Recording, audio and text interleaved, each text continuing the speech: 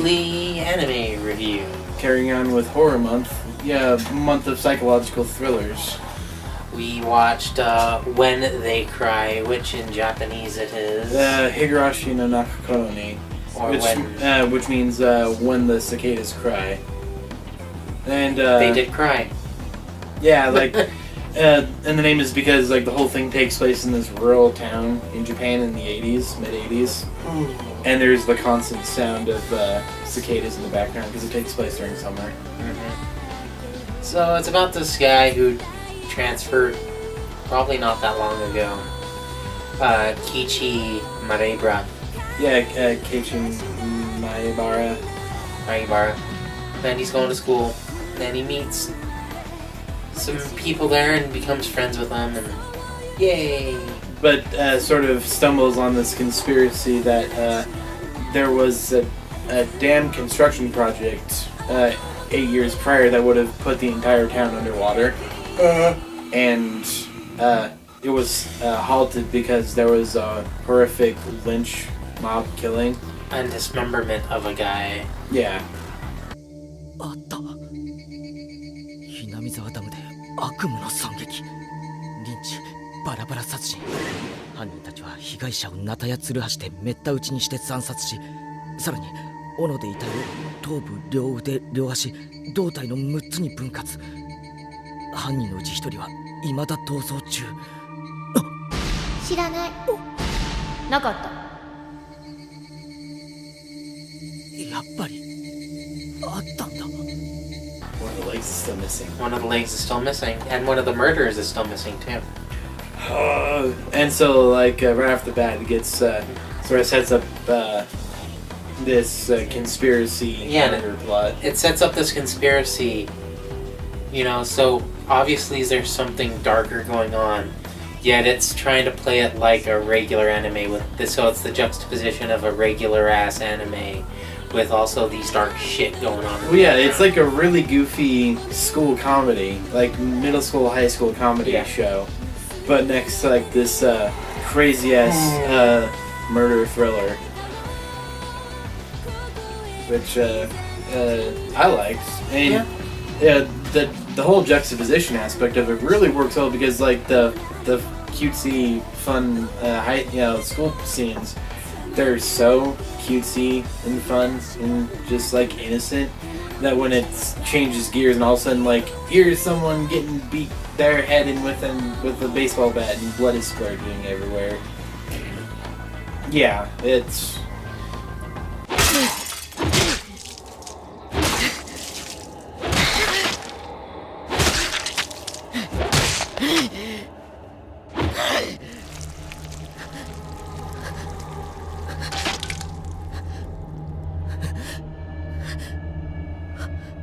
So yeah, basically there's the cotton drifting festival, which they get like kimonos and stuff and they like tear it apart and each person gets a fluff of cotton and throws it into the water. Yeah, it's supposed to be like a spiritual cleansing thing that this town does every year.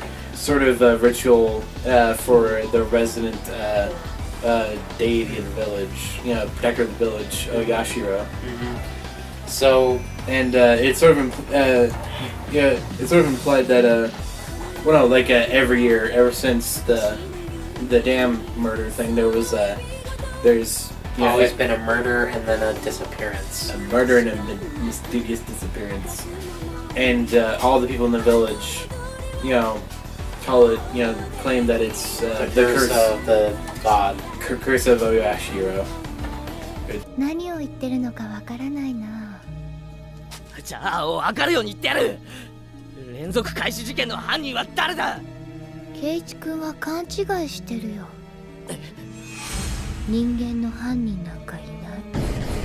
すべてはお社様が決めることだもの。お社様のたたりなんて迷信だ。圭一君は信じないの？お社様。信じられるはずないだろ、そんなの。いるよ、お社様。Arishoyama-sama's curse. Yeah, it's and so yeah, he joins this club with 4 other girls. Yeah, makes friends with because it's in like this sort of hick town out in the middle of nowhere. There's one school where you'll have a bunch of grades in one room together. Yeah. Because there's just not enough people. Mm-hmm. And Keiichi makes friends with Mion, Rena, Satoko, and Rika, who are the only one of those whose background you sort of get introduced to here is Rena. She was she lived in this village of Hinamizawa originally, but she transferred to Tokyo, went crazy, and basically broke a bunch of windows and beat a bunch of people with bats. And transferred back because she said she was visited by the spirit of Oyashiro-sama. But they hide that. They didn't want to press charges or anything. Mm. And then, so who else did we get into the background of? Rika. It's sort of established that she's like a priestess of the shrine to Oyashiro. In fact, she's the one who performs the cotton drifting festival. Mm-hmm. Right, where they have this like ornamental rake to rip up all the cotton, and everyone grabs a lump. It's like, I put all my evil things into this and throw it into a river, And so it washes away. But yeah, so basically, there's always been a death and a mysterious disappearance at every cotton drifting festival, and this photographer who they've run into a little bit is dead. His throat cut out by his own fingernails. Clawed his own throat until he died. And then this woman he was talking with the night before mysteriously disappeared. Spirited away, perhaps. Spirited away by the demon, which is a phrase they use a lot. Mm-hmm. Well, the first 4 episodes are a chapter called Spirited Away by the Demon. Yeah, the interesting thing about this, it's based on a series of Visual novels? Yeah, visual novels, kinetic novels, non-pornographic, which is a little novel.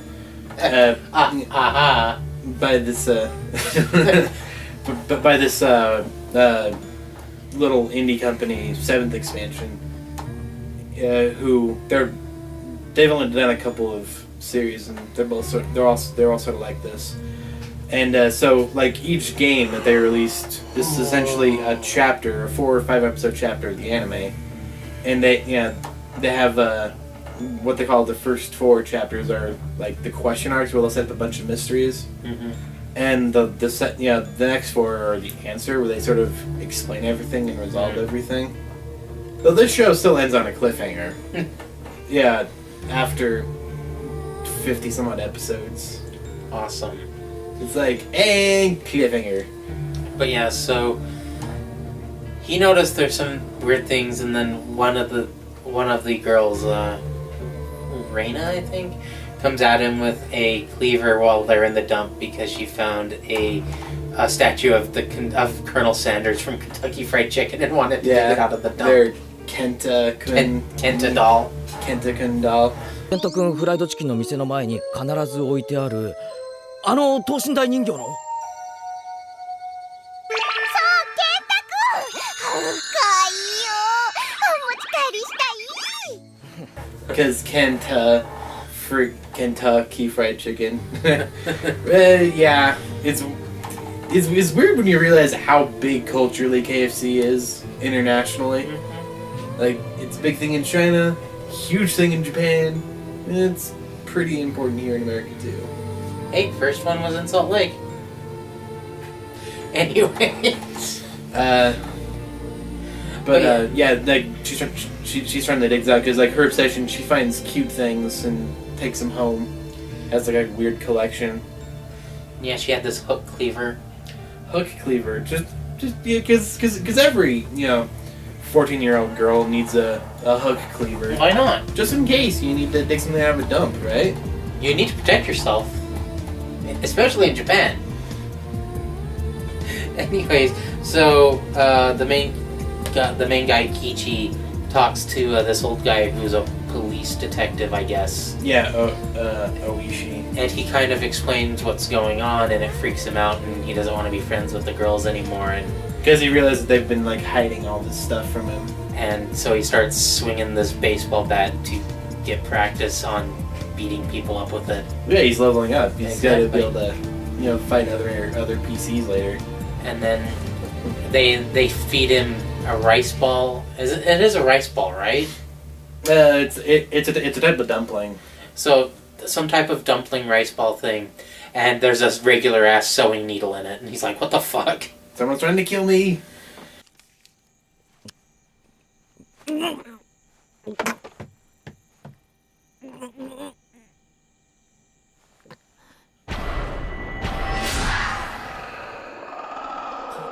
Honey!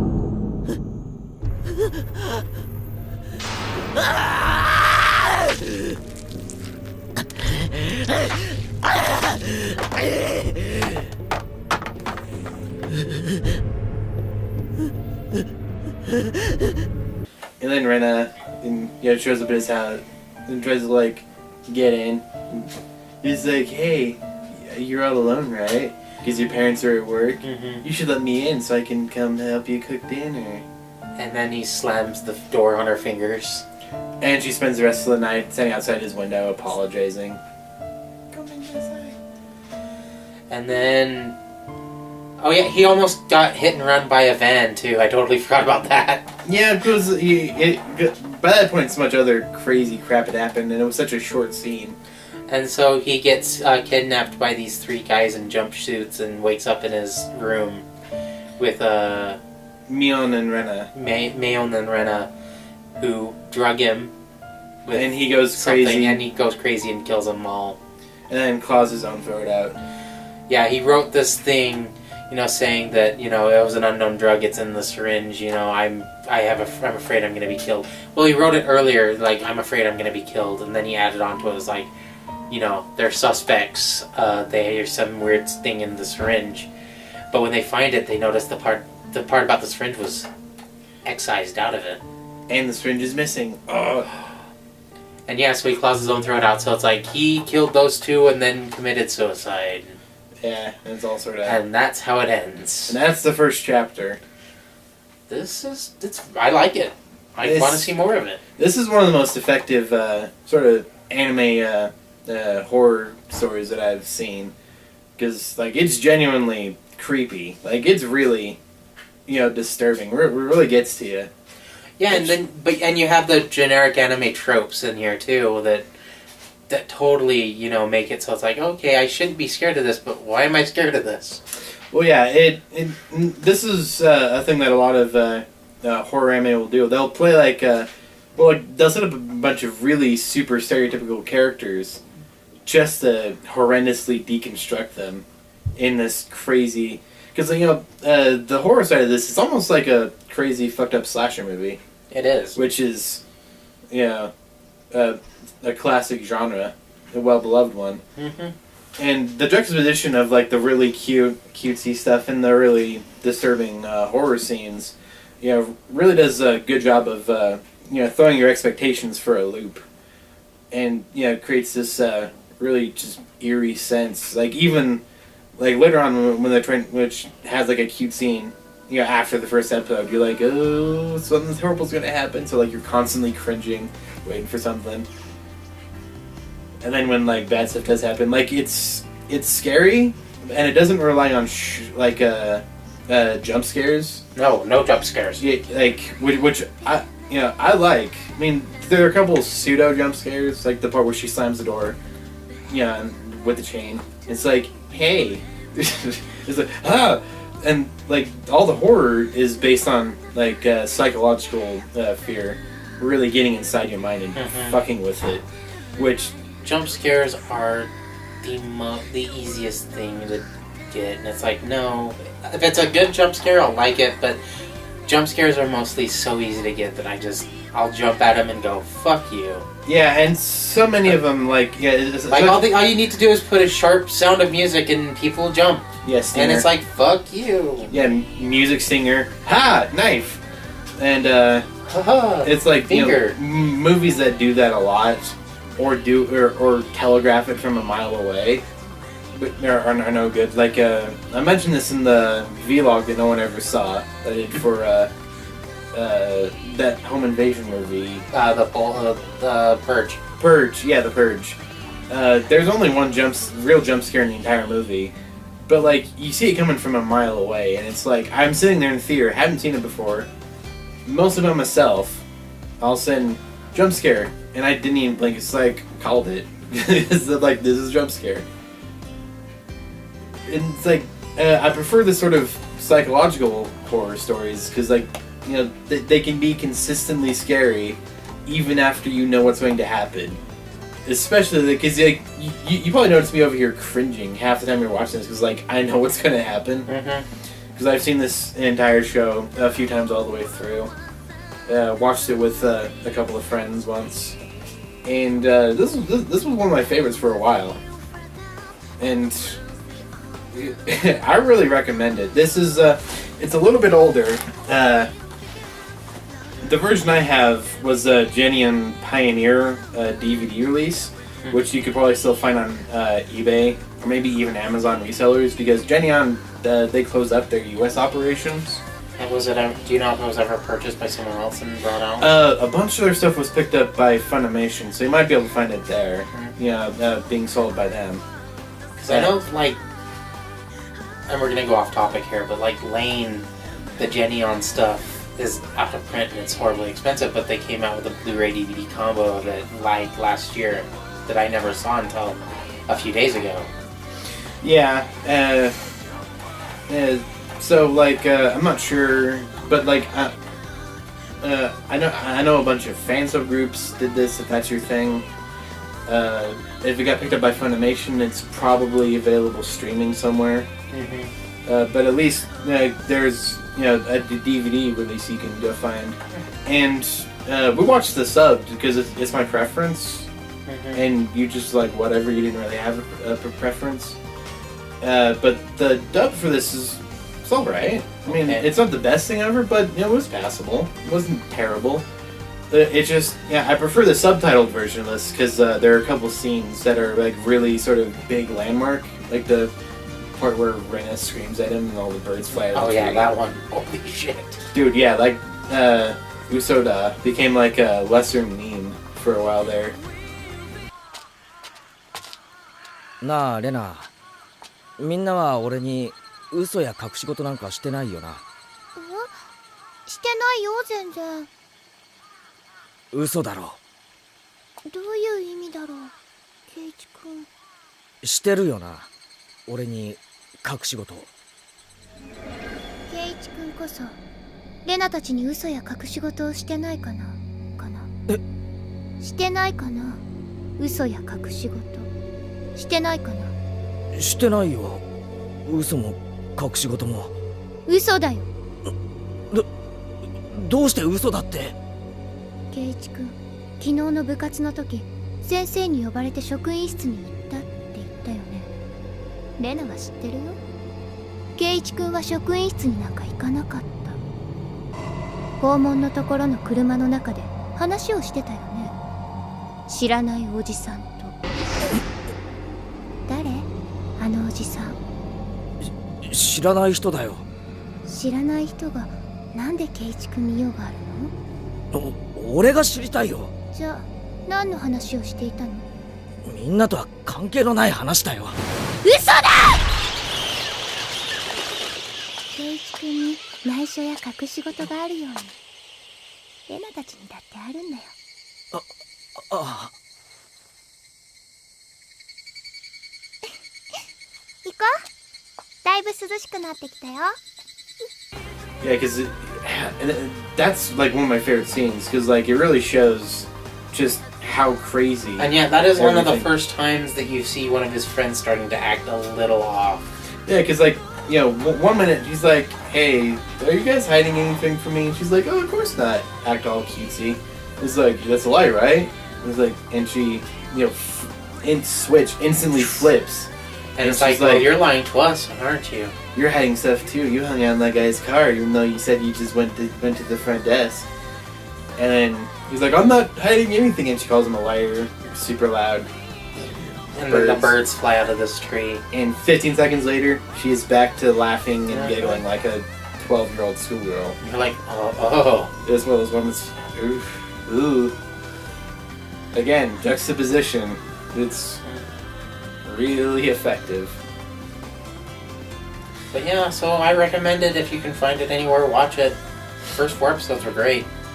Yeah, I don't know if the second season, which ties everything up, ever got a proper DVD release. It might have by now. It might have. I'll look into it and post on the Facebook. More down below. Or down below on the forkya.com page. Mm-hmm. I'll post it both places. But that's pretty good. It's one of my favorites. 5 stars. Would watch again. Will watch again. And then we'll continue with the psychological thriller horror month next week. Yep, coming back next week with Future Diary.